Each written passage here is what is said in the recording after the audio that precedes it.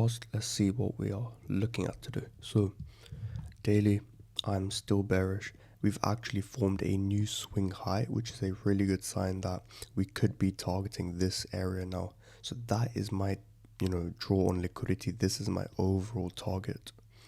Something there. That is the overall target. That's my draw on liquidity. On the hour, what am I seeing?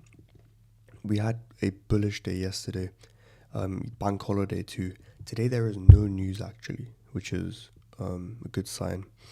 And there's no news for the whole week actually during London session. There's a massive supply zone here, which could be a really good sign. We could come up here, tap into the supply zone, and then we could see that move down. But I doubt we're going to come up all the way, 30 pips in London session at least. In New York session, definitely we could. But in London session, I doubt we're going to come up there. So maybe no trade today. But that is a key area that you should be monitoring. On the 15-minute, we had this sort of consolidation. We've had equal lows right there, which we have taken out now actually. So you could see that move up, but you never know. Displacing down there, displacing up. So it's here and there.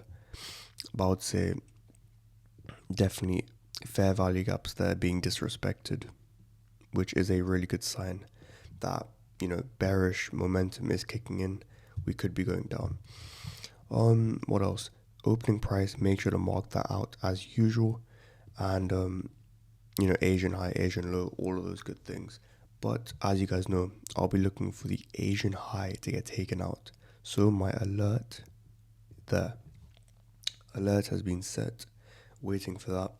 And pretty much, let's see what happens. It's currently 1:16 New York time. Got 45 minutes left till session starts. And yeah, let's see what happens. Make sure to like the video, spread this forecast around the YouTube space.